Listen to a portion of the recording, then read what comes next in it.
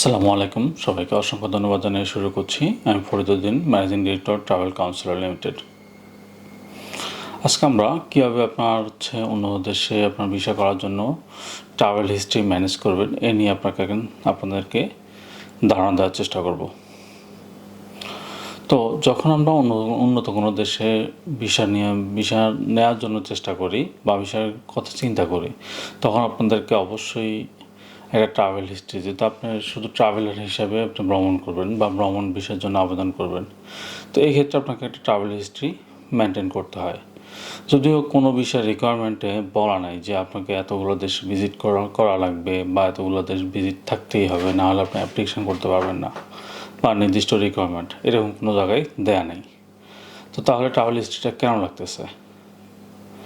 তো এটা আসলে নর্মাল সেন্সের ব্যাপার, যে আপনি এভাবে চিন্তা করেন যে আমি একটা উন্নত দেশ ঘুরতে যাব, সে আপনার ইউরোপ, আমেরিকা বা কানাডার মতো একটা দেশ যেটা অনেক দূরে। তো আপনার যদি হয়তো আপনার কাছের কোনো দেশে ভিজিটই করার নাই, আপনার ট্রাভেলার হিসেবে ওভাবে ইস্টাবলিশ করা কোনো ডকুমেন্ট নাই, তো তাহলে আপনার এত দূরের একটা দেশে কীভাবে যাবেন বা কেন যাবেন? তো এতে স্বাভাবিক ভিসা অফিসার চিন্তাই করতে পারে যে আপনার থাকার কোনো ইন্টেনশন আছে, বা আপনার যে ইন্টেনশনে আপনি অ্যাপ্লাই করতেছেন এটা আপনার সঠিক নয়। তো এই জন্য আমরা বলি যে চেষ্টা করেন যে একটা প্রপার প্ল্যান করে ট্রাভেল হিস্ট্রি বিল্ড আপ করেন।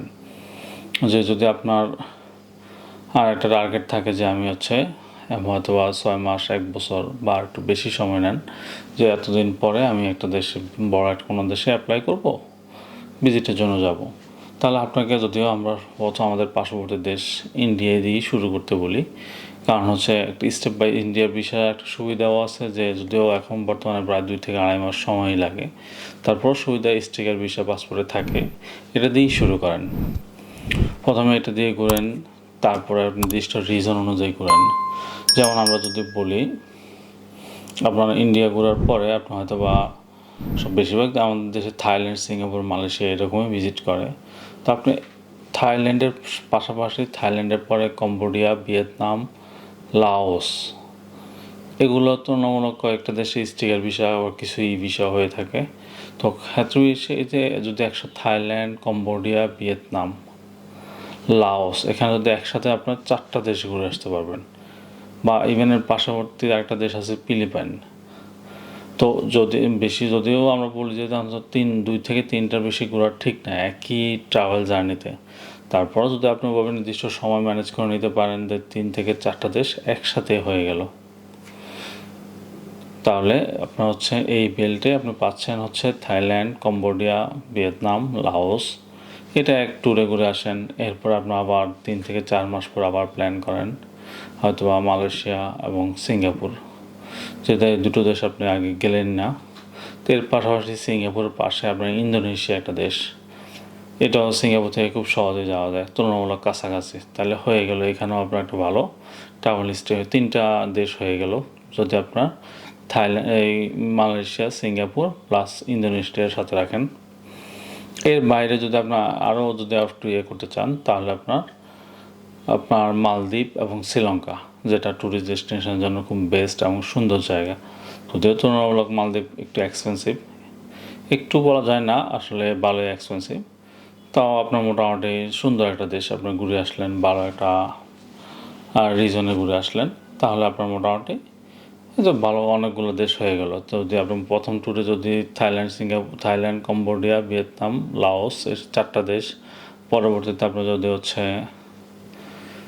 এই মালয়েশিয়া, সিঙ্গাপুর এবং ইন্দোনেশিয়া, তাহলে যে প্রায় 7টা দেশ হয়ে গেল। দেন আর একটা দেশ আপনার করেন, আপনার মালদ্বীপ এবং শ্রীলঙ্কা, তাহলে প্রায় 9টা দেশ হয়ে গেল। এটা ফেয়ার এনাফ। এর বাইরে যদি আপনাকে আর একটু করা যায়, বা আর একটু যদি আপনার একটু দূরের দিকে যেহেতু বা ইউরোপের কাছাকাছি চিন্তা করেন, তুর্কি, এটা খুব সুন্দর একটা দেশ, যাদের অনেক হিস্টোরিক্যাল অনেক মনুমেন্ট আছে, ইভেন আপনার ইসলামিক হিস্ট্রির ক্ষেত্রে এরা খুব গুরুত্বপূর্ণ একটা ভূমিকা রাখে, এবং সুন্দর একটা দেশ, আপনাকে অবশ্যই গেলে ভালো লাগবে। তো তুর্কিটা ঘুরে আসতে পারেন। এর তুর্কির পাশাপাশি আর একটা দেশ আপনাদের তুর্কির সাথে করতে পারেন, যেটা আগে মিশর বলা হতো, এখন ইজিপ্ট হিসাবে পরিচিত। তো তাহলে মোটামুটি আপনার প্রায় 9-10টা দেশ খুব সুন্দরভাবে একটা প্ল্যানের মধ্যে চলে আসে। আপনার হয়তো বা এক বছর বা হচ্ছে প্রায় 14-15 মাসের মধ্যে অনাবারে একটা জার্নি থেকে একটা জার্নি 3 থেকে 4 মাসের একটা গ্যাপ থাকবে। আর আরেকটা বিষয় হচ্ছে আপনার প্ল্যান অনুযায়ী কিন্তু আপনার প্রফেশনাল ডকুমেন্টগুলো আপনাকে ম্যানেজ করতে হবে। আপনি যাই করেন, চাকরি, ব্যবসা, যাই, অনেকে হয়তো ফ্রিল্যান্সিং করে, অনেকের প্যাসিভ ইনকাম থাকতে পারে, অনেকে হয়তো এগ্রিকালচার প্রপার্টি থাকতে পারে। যাই থাকুক, ওর জন্য যে আপনি যা আর্ন করেন টাকাটা ব্যাংকিং চ্যানেলে আসতে হবে। আর ব্যাংকিং চ্যানেলে আসলেও মনে করেন আপনি টাকা পেলেন, আপনার অনেকে স্যালারি ক্যাশে পায়, হতে পারে স্যালারি ক্যাশে পাওয়ার পর আপনি ওটাকে স্যালারি হিসাবে ব্যাংকে জমা দিয়ে দেন, দিয়ে ওখান থেকে খরচ করেন। মনে করেন একটা অ্যামাউন্ট হয়তো বা 50-60% খরচ করেন, কিছু সেভ করার চেষ্টা করেন। তাহলে একটা সময় দেখবেন যে আপনার যে ট্রাভেলের জন্য আপনার প্রফেশনাল ডকুমেন্টটি এস্টাবলিশ হবে, প্লাস হচ্ছে আপনার ট্রাভেলের জন্য ডকুমেন্ট জমা দেওয়ার জন্য যে সাপোর্টিং লাগে, এটা আপনার বড় ব্যাপার হয়ে মানে অ্যাকুরেট হয়ে যাবে। তো যদি এইভাবে ট্রাভেল হিস্ট্রি মেনটেন করেন, আপনার দেখবেন যে একটা সময় আপনার ইউরোপ বা আমেরিকা যে কোনো দেশে ট্রাভেল করতে গেলে আপনাকে কেউ আটকানোর সম্ভাবনা খুবই কম। তো দেন আপনার হচ্ছে যে আমরা যে প্ল্যানটা দিলাম, আপনার তুর্কির পরে আপনি ইউরোপে ট্রাই করতে পারেন, ধাপে ধাপে আগালেন। এর পাশাপাশি হয়তো বা ইউরোপের পাশাপাশি আপনার যদি একসাথে আপনি ইংল্যান্ড ট্রাই করতে পারেন। ইউরোপ যদি আপনার হয়ে যায়, ইংল্যান্ডও দিয়ে আপনি অ্যাপ্লিকেশান করলে, তো যদিও ইংল্যান্ডের বিষয়টা একটু সময় নেয়, ইউরোপেরটা তুলনামূলক তাড়াতাড়ি রেজাল্ট আসে বেশিরভাগ ক্ষেত্রেই।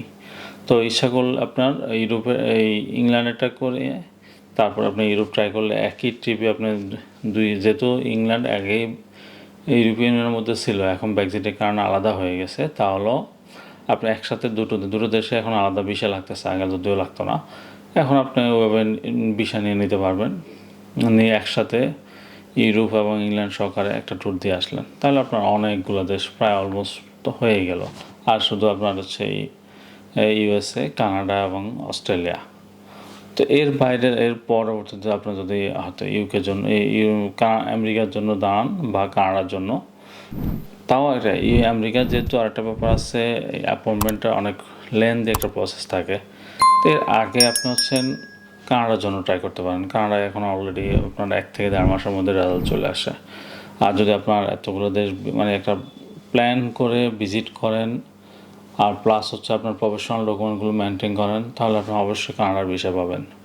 আর কানাডা যদি পজিটিভ হয়ে থাকে, হয়তো একবার ঘুরে আসলেন, বা যদি নাও ঘুরে আসেন, আপনার ভিসা থাকা অবস্থায় ইউএসের জন্য দাঁড়ান, তাহলে আপনার ইন্টারভিউতে আপনাকে এটা এস্টাবলিশ করতে পারবেন যে আপনি অ্যাজ এ ট্রাভেলার আপনি অনেকগুলো দেশ ভিজিট করছেন, প্লাস হচ্ছে আপনার কানাডার ভিসা আছে, কানাডার আপনি ভিজিট করবেন।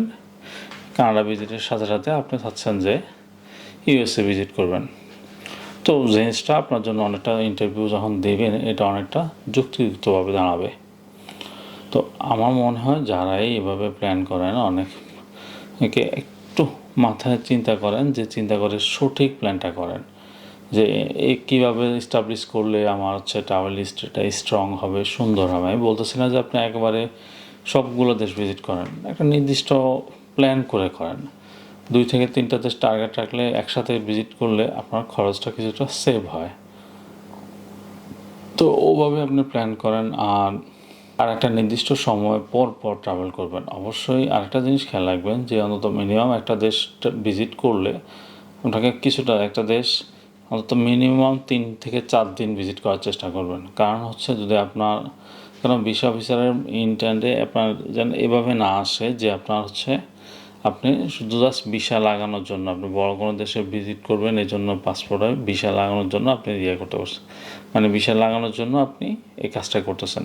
যেরকম অনেকে হয়তো যে থাইল্যান্ড একদিন, সিঙ্গাপুর একদিন, মালয়েশিয়া একদিন, বা 2 দিন এরকম 6 দিনের 3 দেশ বা 7 দিনের 4 দেশ, এভাবে চেষ্টা করেন অন্তত একটা দেশে মিনিমাম 3 থেকে 4 দিন ভিজিট করা।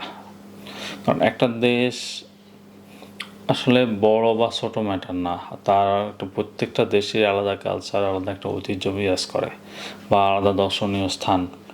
তো তো দেশ সম্বন্ধে জানারও চেষ্টা করেন। আসলে মানে আপনি দেশের বাইরে গেলে বুঝবেন মানুষ কত রকম বৈচিত্র্যময় মানুষ পৃথিবীতে বাস করে।